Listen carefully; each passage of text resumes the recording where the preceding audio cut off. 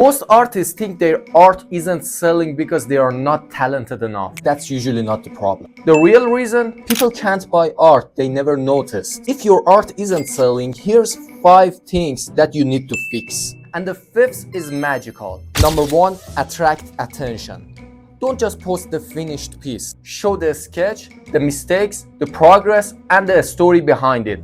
People don't buy art because it's painted on canvas. They buy the emotion and a story attached to it. And this is very important for your business. Number 2, create art people already recognize. If you're a portrait artist, start with subject that people know. Famous paintings, celebrities, public figure, anything familiar. Familiarity gets click, and clicks bring a new eyes to your work. Number 3, which is one of the important ones. Use trends. There are millions of talented artists online. Talent alone isn't enough. If you can connect your art to a trending topic and package it into engaging video, your chance to getting commission increase dramatically. Number 4, one of the most common mistakes. Tell people your art is for sale.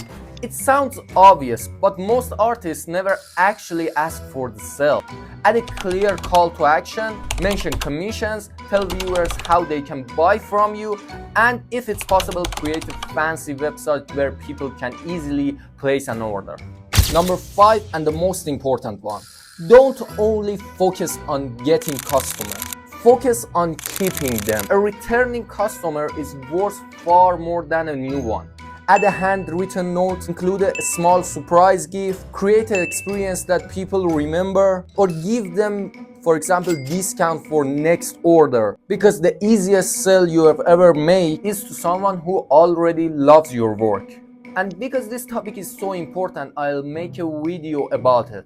And don't skip the video. If you want to know the techniques that successful artists use to manipulate their customers, I'll recommend these 2 videos. See you next time.